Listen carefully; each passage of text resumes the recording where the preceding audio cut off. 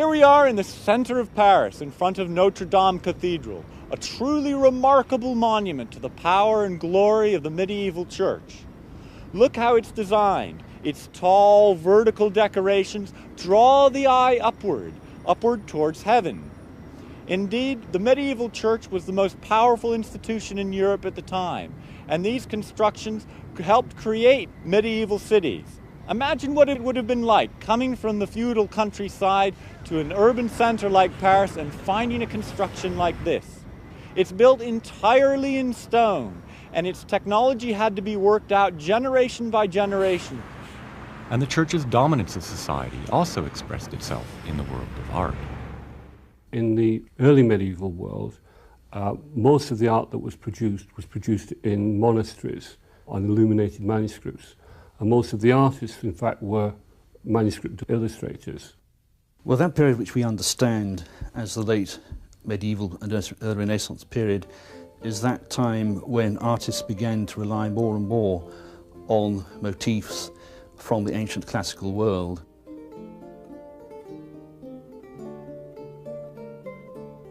Specifically, they were concerned with how objects were distributed in space and moved through space. So essentially what one is seeing is a move from a God's eye view of the world to a man's view of the world. The anonymous painters and sculptors of those days were concerned almost exclusively with religious themes. Their aim was simply to use time-honored techniques to produce images that would communicate a spiritual message. The representation of reality in the ordinary, temporal world was not their intention. But art and artists were about to change forever, and the late medieval world would see the development of new ideas and techniques that would lead on to the glory of the 16th century High Renaissance and art as we know it today. This is the medieval city of Florence, in the center of the Italian peninsula, with Rome to the south and Milan to the north. Now, Italy in the 1300s was a collection of individual city-states, and there were two types of them. One type, the Ghibelline, such as Milan and Siena, took their charter from the Holy Roman Emperor, and in essence, they were a feudal society where power was vested in the king. The other type of city, such as Florence, took its charter directly from the Pope, and in this sense, the Pope was happy to collect his money for the charter and leave the people to rule themselves as they saw fit. Gradually, secular thinking, emphasizing the importance of trade, commerce, and an economy based on money, began to be established. In England and Northwest Europe, wool and textiles were a substantial source of new wealth.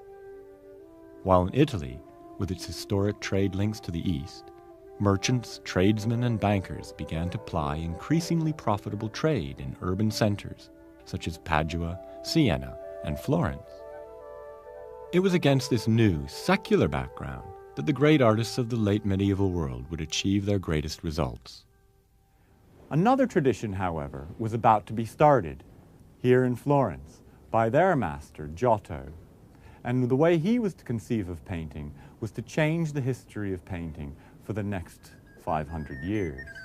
Born near Florence around 1267, little is known of Giotto's early life, like so many artists of his time. But between 1302 and 1305, we know he was working in the northern Italian town of Padua, painting the walls of the Cappella d'Arena, using a technique virtually unknown since ancient times. In effect, he put away line as a way of making painting and started to use patches of tone. This way of working had hardly been exploited since Roman times. In effect, you could make an image with rough areas, rough patches of tones, and by varying them, create much deeper illusions of space.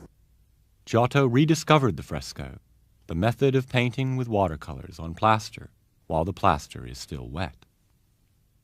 Fresco is an extremely durable form of painting, but it is very laborious. You start with a ground of rough mortar known as arricciato, and when that is dry, you lay on that a much more smooth and expensive plaster layer called the intonaco, which is made of ordinary gypsum and also ground marble. The key thing is that whilst this intonaco is wet, the design is painted on. The thing to remember with fresco is that because you have to paint on a wet plaster surface on the intonaco, it has to be done quickly. Therefore, as a master, Giotto would have to have been extremely decisive and deft in the way he wielded the brush. More remarkable than Giotto's rediscovery of the fresco technique, however, were the images he created using it.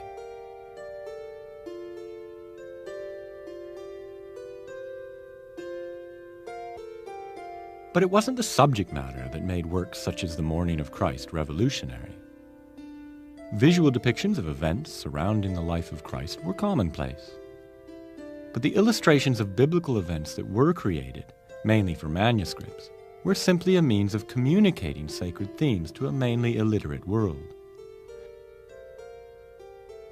This 12th century German manuscript illustration of the Annunciation, for example, makes no attempt to represent the Virgin or the angel as physically real figures existing in real space. The artist would simply not have been concerned with this. What was remarkable about Giotto's equally religious work was that it had spatial depth. The Lamentation of Christ, perhaps one of the best known of Giotto's fresco scenes, is one of 57 that was painted to the order of Enrico Scrovegni, a wealthy merchant of Padua. He guides us to the principal subject of the scene, namely the dead Christ, by the gazes and the gestures of the figures. The sky is treated in the typically Giottesque way, no clouds, and perhaps that lends emphasis to the scene below. That means that our gaze is almost inevitably directed to the principal subject by the arrangement of the figures and their gestures. The eye takes in the subject all at once and focuses straight away on the principal subject, which is, in this case, the dead Christ. While there are many aspects of Giotto's painting which remain medieval, for example in the landscape of this painting, the Lamentation, notice how the figures are fully in the round, how daring it is, as it were, to allow the ladies in the lower left to turn their backs to the surface of the painting.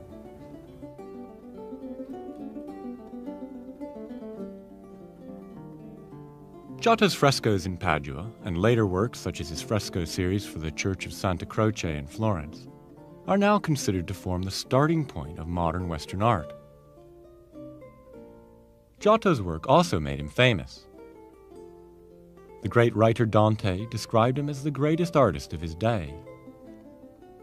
The importance of an artist such as Giotto could be very useful to the patron, because the artist was able to bring prestige to the patron, and this can be seen in Giotto's work for the Arena Chapel in Padua. Giotto's fame spread throughout Italy, and so did his new discoveries. In the Tuscan hilltop town of Siena, a near neighbor but great rival of Florence, the influence of Giotto made itself felt. These two cities also competed in another art form, that of painting. Now, painting did not really come from Northern Europe. It was essentially an art form that came from the Byzantine tradition of Greece. Here, there was a long tradition of icon painting, in which beautiful linear figures were drawn against a reflective gold background that sparkled in the light. These icon paintings, which were usually done on panels of wood with egg tempera painted over them, were jewel-like masterpieces that formed the center of the interior of the Italian church. This can be seen in the Annunciation, now on display in the Uffizi Gallery, Florence. We are once again presented with the biblical story of the visitation by the Archangel Gabriel to the Virgin Mary.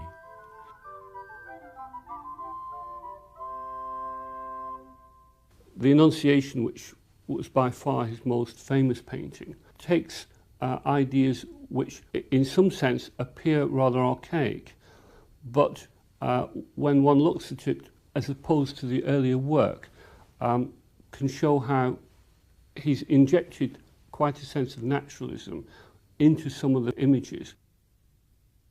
Within Martini's work, we can see that he uses an extremely elegant, sinuous line in his painting, and that's expressed very sophisticatedly within the two figures.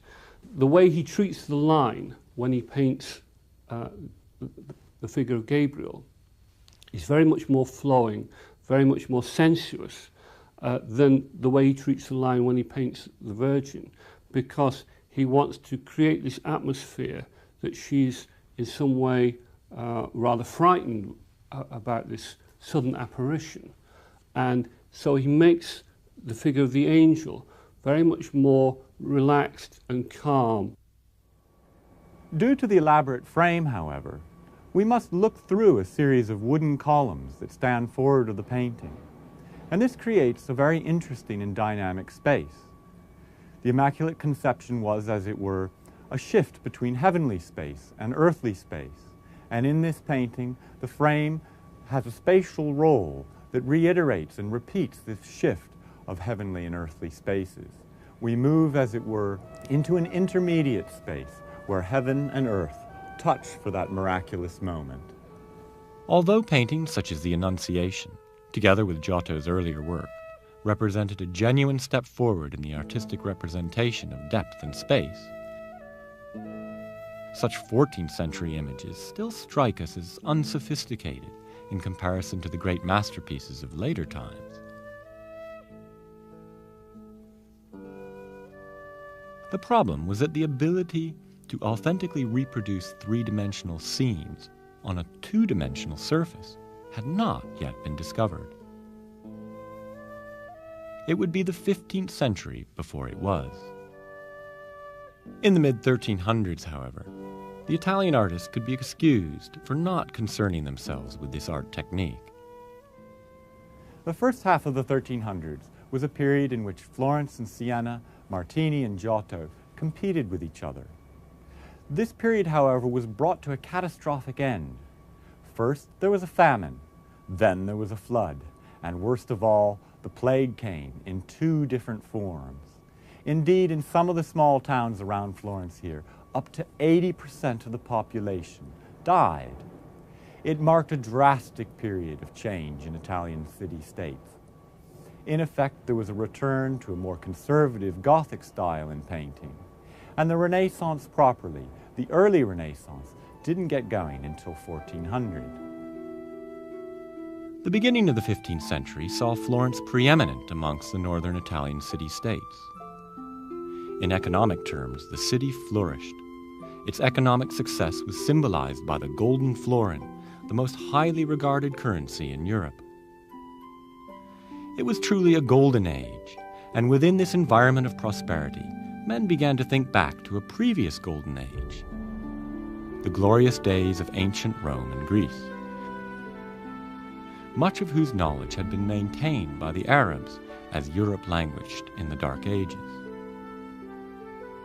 Florence was a hotbed of activity in the 15th century. It so happened that the Medici family, who were merchants and bankers, as well as bringing a huge amount of wealth to Florence through their fiscal activities, were also very interested in learning. They were interested in what was called humanism, and part of humanism was to develop an interest in the work of antiquity, particularly a new discovery of Latin texts by writers such as Cicero and Plato. The 14th century in Florence saw the gradual emergence of a new building in the heart of the city, the Cathedral of Santa Maria del Fiore. Now, by the beginning of the 1400s, the builders of the Cathedral of Florence were in a bit of a difficult spot. They'd finished the bulk of the cathedral and left an opening at the crossing of the church that was so large no technology was available to build a dome to fill such a large space. They were keen for the cathedral to be topped with a great dome. But no architect of the age possessed the technical skills to carry out this task. until Filippo Brunelleschi. Trained as a goldsmith, he became a master architect. In addition to mastering Gothic architectural techniques, he also studied passionately the structures and techniques of the ancient Romans. He was a close friend of Donatello, and they went on a very important trip to Rome at this time. He noticed some of the Roman buildings that had fallen down, and they had domes of a sort. But he noticed that unlike the Gothic arch, there was no keystone at the top of a Roman dome. He began to look more closely, and he discovered that instead of building tall vertical ribs that locked at the top, that the buildings built by the Romans were in effect built as a series of smaller and smaller donuts. Of course, the Romans had a substance called concrete. The formula at this time had been lost. But Brunelleschi figured out a way of laying bricks in a herringbone pattern that interlocked so that the dome could be built in a series of self-supporting rings. No wooden frame was necessary. In effect, Brunelleschi mixed the Gothic system of ribs, which you can still see in the dome, and the circular system of building that he got from the Romans. Together, he was able to make a twin-walled system that allowed him to build what still remains today the second largest masonry dome in the world. Brunelleschi's achievement in creating the cathedral dome remains his most enduring achievement in architecture, and one still appreciated by thousands of people who visit Florence every year. But other buildings designed by Brunelleschi, such as the Foundling Hospital, also in Florence, display the genius of a man who, while inspired by the classical world and passionate about their techniques, sought to create a new architecture for the new age of prosperity that he lived in.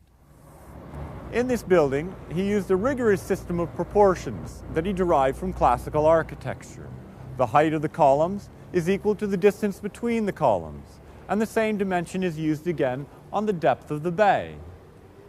This part of the bay is based upon a cube, and above this he's placed a sphere that is cut on top of it and is the same size. This system of proportions, based on 1 to 2, 1 to 5, and 2 to 5, is used throughout the whole building. This sense of balance and proportion was something that wasn't used in Gothic architecture. In addition, the whole city square here is unified by the same architecture. In other words, this is the first large-scale modern urban design in 1,000 years.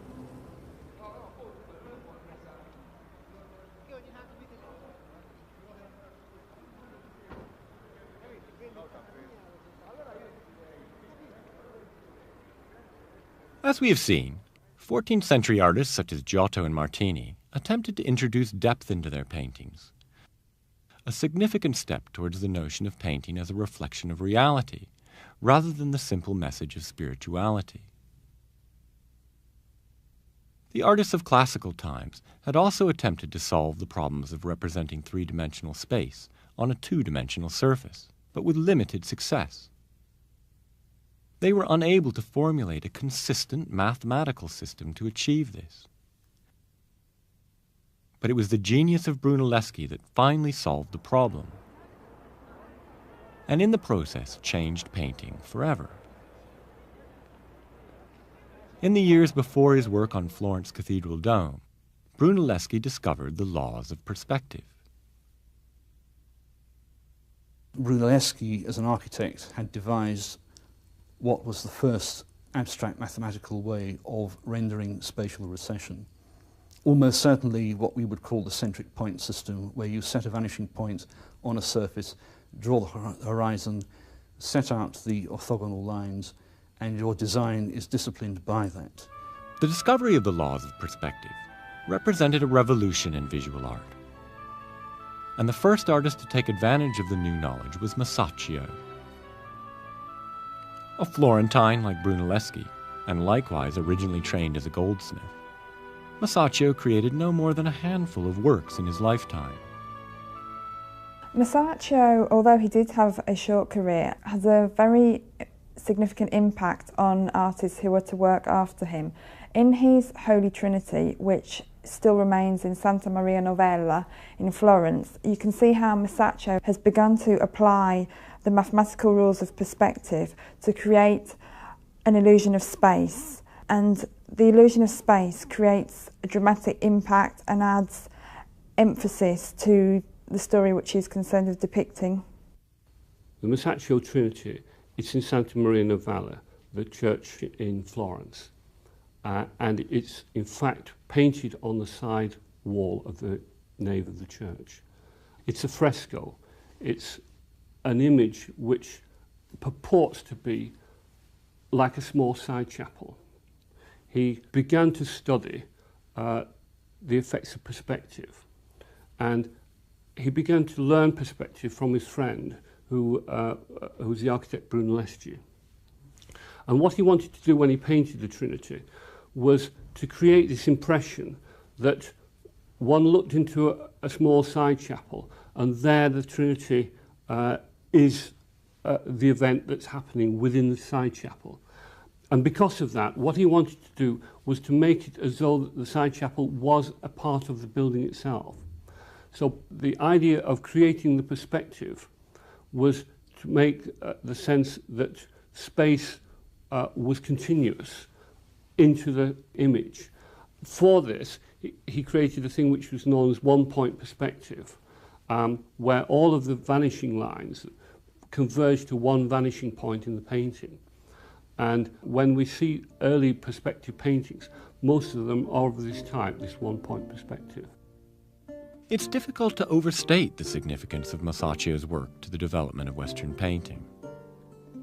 Frescoes such as the Holy Trinity and the Tribute Money, with its dramatic positioning of Christ's head relative to the perspectival lines of the buildings, caused a sensation, because nothing like this had ever been seen before.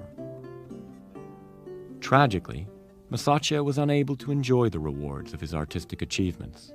He died in 1428 at the age of 27.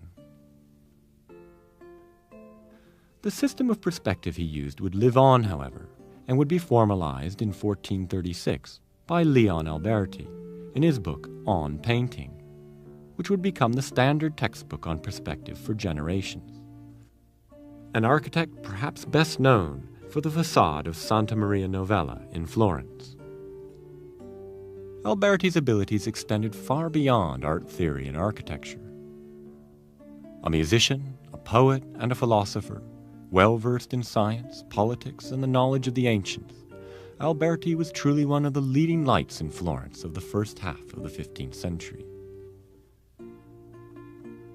We might be tempted to use the phrase Renaissance man to describe a man of such learning and ability, and rightly so.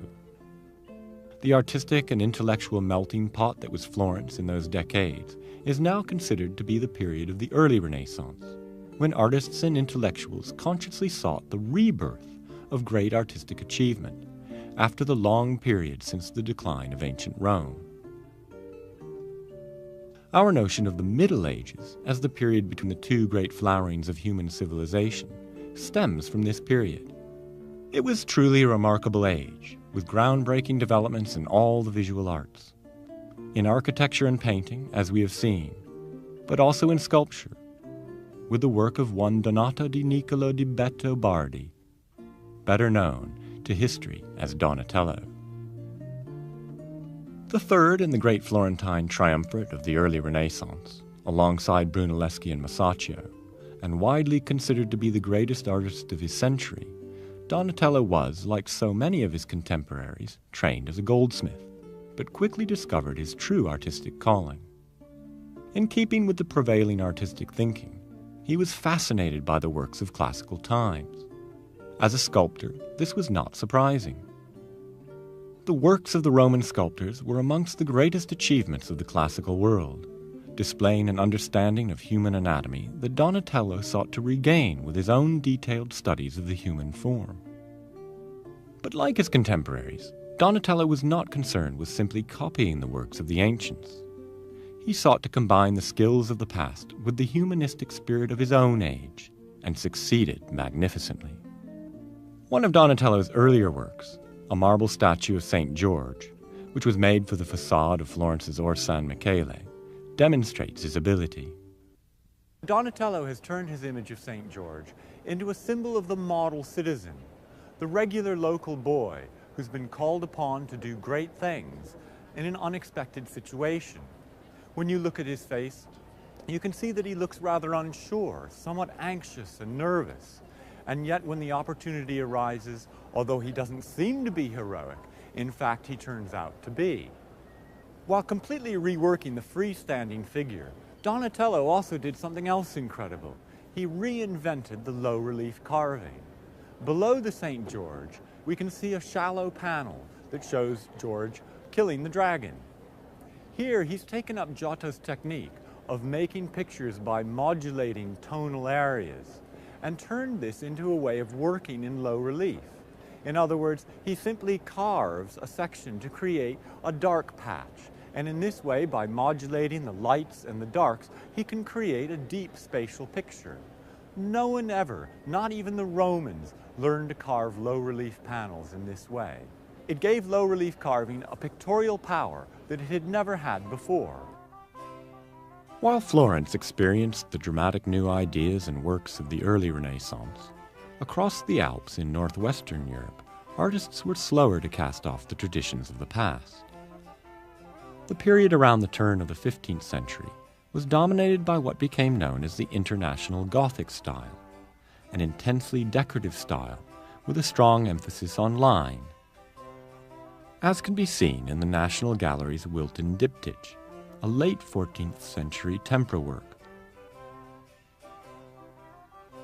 Though the name of the creator is now lost, the person responsible for the production of the work is known, for he is depicted in it. It is that tragic monarch, Richard II of England, who is kneeling before Mary and Jesus. The Wilton diptych is what is known as a donor portrait. Donor portraits, in which a patron's image would be incorporated into a painting of a biblical or mythological scene, were extremely popular in late medieval times and would continue to be commissioned across Europe well into the Renaissance. In the latter part of the 1300s and the beginning of the 1400s, Gothic architecture and art became an international style, as we can see here in Amsterdam's New Church. The international Gothic style of paintings, such as the Wilton diptych, was not an artistic school in the modern sense of the phrase. Rather a similarity of style that achieved popularity across Europe, especially among the artists of the Netherlands. It was artists from this part of Europe who would produce a large quantity of the important artworks produced away from Italy in the late medieval period. Although tragically, much of the art of the Low Countries would be destroyed in the religious conflicts and disputes that would later afflict the region. The Limburg brothers, from here in Holland, became part of this international movement. The Limburg brothers were important artists who were working within the circle of the Duke of Burgundy. The Duke of Burgundy was a religious man. Prayer was a very important part of his life, and he had what was called a Book of Hours. The Treuriger was the name of the Book of Hours, which was decorated by the Limburg brothers and provided an excellent opportunity for them to really take their work with miniature painting and illuminated manuscripts to its full potential. They were able to experiment with new pigments, new designs, which religious subject matter and the theme of prayer allowed them to do.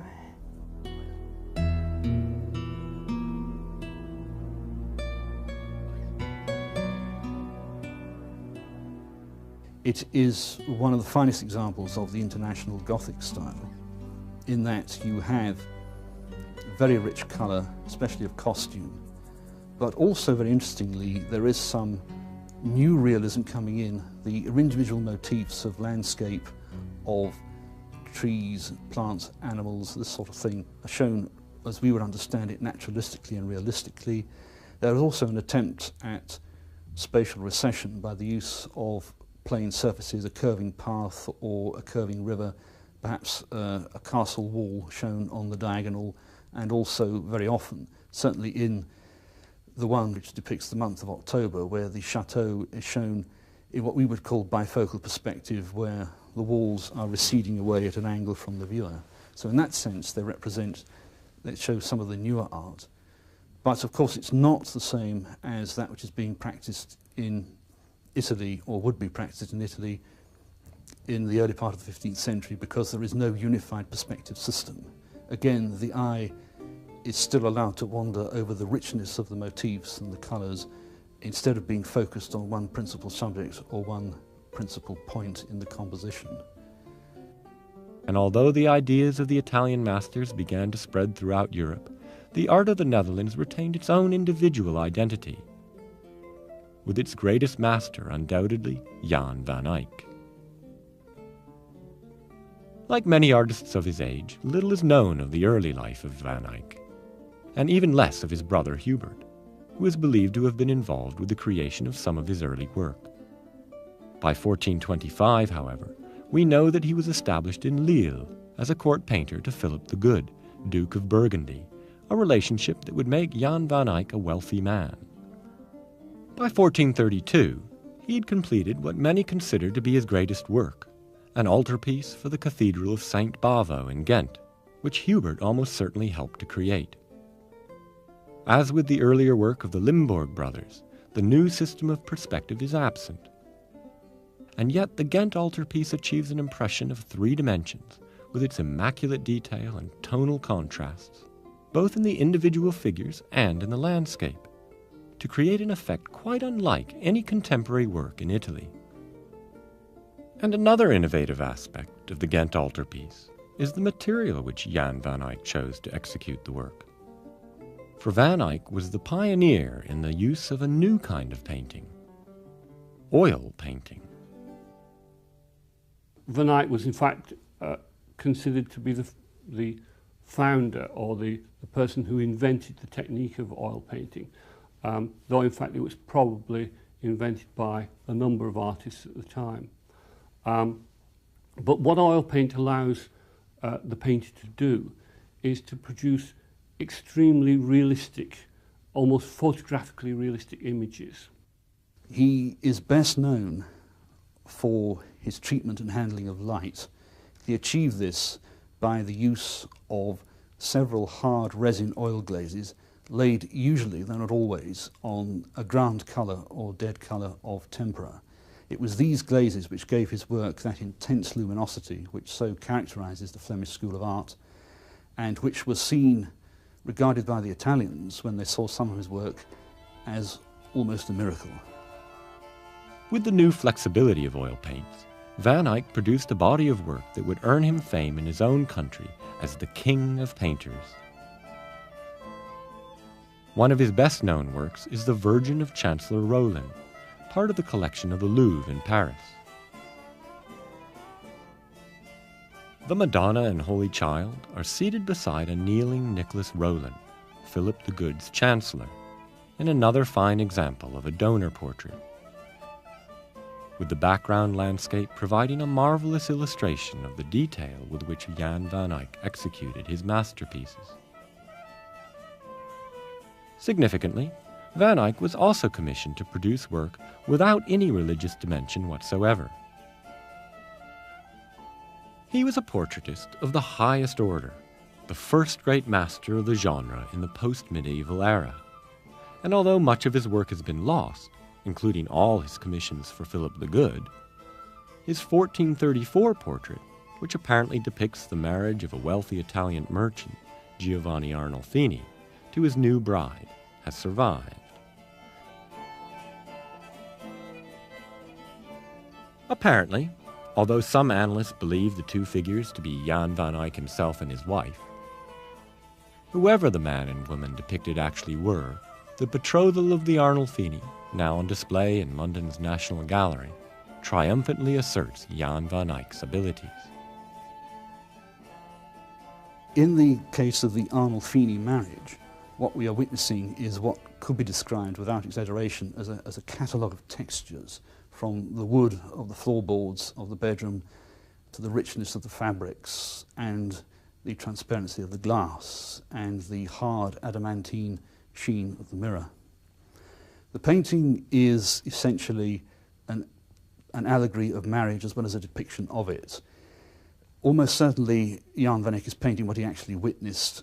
The inscription over the mirror in Latin, Johannes de Eyck fuit hic, Jan van Eyck was here, and the date 1434. And if we look in the mirror, we can just see two tiny reflected figures in it, as well as the Arnulfines, so perhaps he was one of the witnesses. It is full of symbols of the allegory of the sanctity of marriage. The fruit on the windowsill signifies the innocence of man before the fall. The single candle burning in the chandelier signifies both the all-seeing eye of Christ and also the sanctity of the marriage oath. It's not a large work. It's the sheer density of motifs which would certainly show it's a typically northern work, and of course it has all the magnificence of Van Eyck's oil painting technique with the translucent glazes, which not only give a wonderful depth of colour, but which are also extremely durable. The painting has survived to the present day with virtually no restoration work done. Although secular themes would become increasingly important to the artists of Northern Europe, work inspired by religion continued to be widespread, as can be seen in the work of the other great figure of the 15th century Netherlands art, Roger van der Weyden, a contemporary of Van Eyck, who became the official painter to the city of Bruges in 1435. Christian themes dominated his life's work, especially images of the Virgin Mary and the crucifixion. The descent from the cross is typical and shows van der Weyden, like Van Eyck, using great detail, but arranging the figures around Christ in confined space, producing a strong spiritual impression. Though it's known that van der Weyden produced a number of secular works in his lifetime, including now-lost erotic nudes, his religious masterpieces have secured him a place in European art history. For all their genius, 15th century Netherlands artists such as Van Eyck and van der Weyden were still working within an older tradition, and one which would be continued by subsequent figures such as Hugo van der Goes and Dirk Bouts, whose altarpiece for the Church of St. Peter in Louvain actually shows the donors in contemporary dress at the Last Supper, linking the real world with the divine world.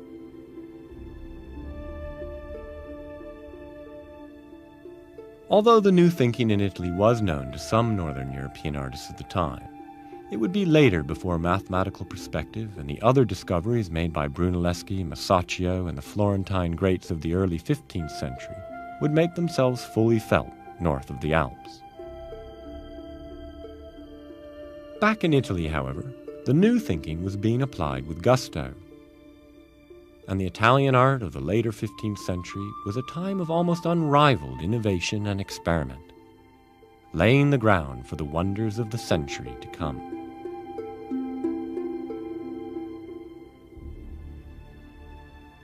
Unsurprisingly, artists from Florence were heavily involved with a new culture of experiment and discovery, and for the Florentine Paolo Uccello, a craftsman obsessed with geometry, the new ideas of mathematical perspective were massively significant.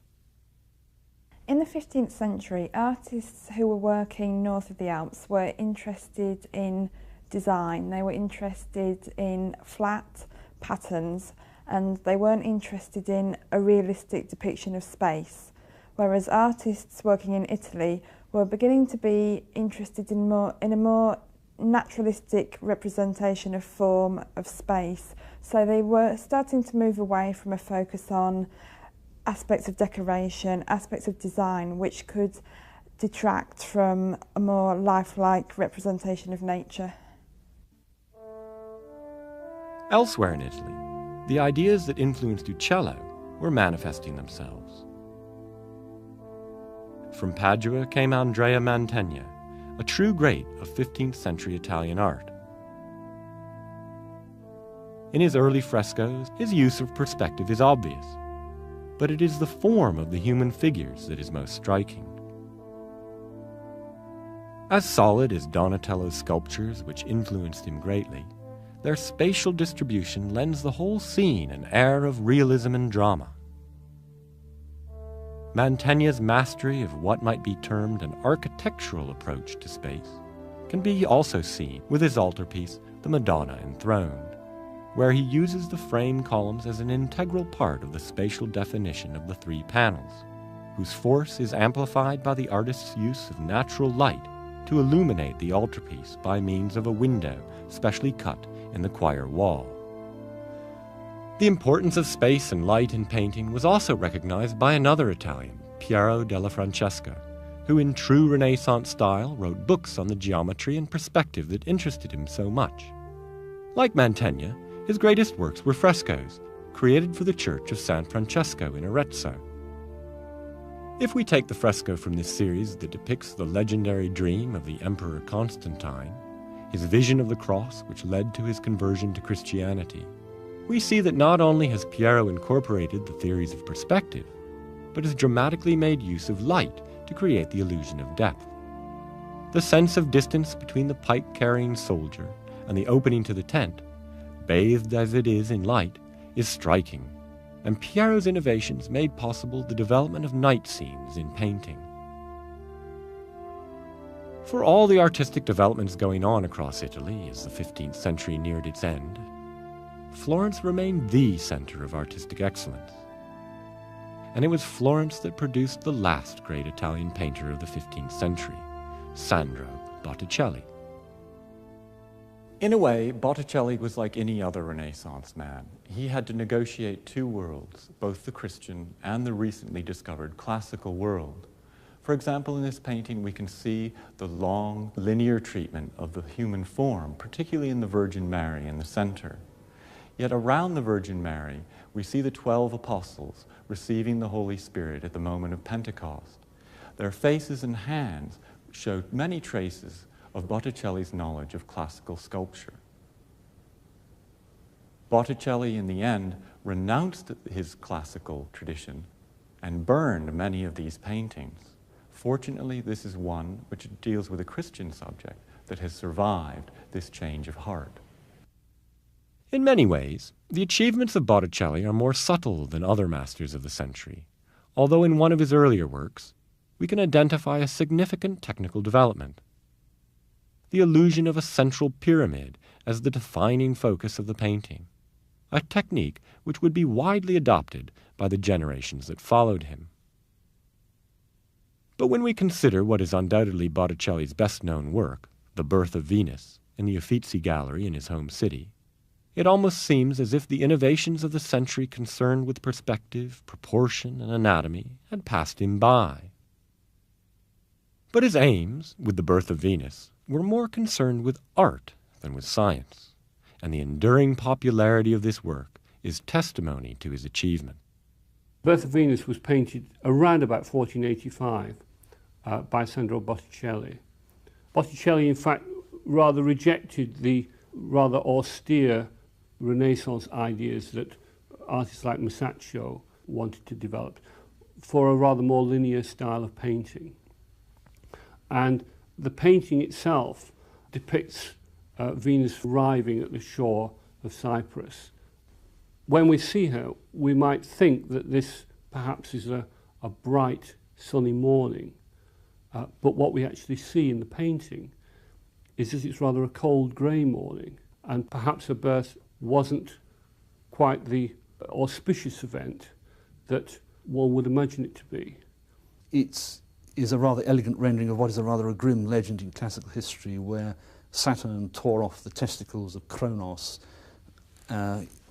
Uranus' father, and hurled them into the sea, and the sea erupted into foam, and Venus arose from that foam, hence her Greek name of Aphrodite, which means risen from the sea, and the Latin Venus, and Greco-Latin name of Venus Anadyomene, which means risen from the sea. Botticelli himself, as a painter, depicted these images for commission purposes. He was commissioned by a wealthy patron who was Lorenzo di Pier Francesco de' Medici, And The Birth of Venus is one of a number of paintings, such as the Primavera and Palace and the Centaur, all of which have the same sorts of imagery, where we see very elegantly drawn women, sometimes slightly scantily clad, which come as quite a new departure, and it shows how far Renaissance ideas had developed, that these kind of images could become acceptable. It's significant that Botticelli's friend was the sculptor and painter Andrea del Verrocchio, whose magnificent statue of the Florentine general Coleoni can still be seen in Venice today. Florentine artists at the end of the 1400s made a greater study of human anatomy, and they also became interested in trying to show animals and figures in motion. And for this reason, the Coleoni monument is a wonderful example. In fact, this is only the second bronze equestrian monument in over 1,000 years. The first was made by Donatello, who of course reworked and reinvented almost every sculptural tradition available. Donatello's monument, however, was much more static. All four hooves of the horse were on the ground. Here we can see Verrocchio is bringing in his interest in movement and making a more dynamic monument. He's accomplished the tremendous technical feat of balancing this enormous weight of metal on the three legs of the horse so that he can show the battle charger in mid-stride. Likewise, Coleoni is shown in movement. His chest is twisted one way, his head twisted the other. This dynamism gives Coleoni a sense of psychological impact. There's a fury and determination in his face that combines both anatomical understanding with psychological understanding. A good deal of the early Renaissance can be understood as a balancing between Christian and classical values. And yet here, at the end of the 1400s, we have something new arising. This is studied directly from nature, and as such, we're dealing here with something that is proto-scientific.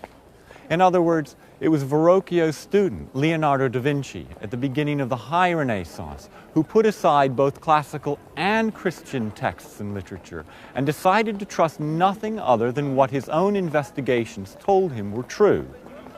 Amongst other things, then, it was Verrocchio's understanding and study of nature and his love of portraying complex psychological states of mind that opened up the doors for the High Renaissance.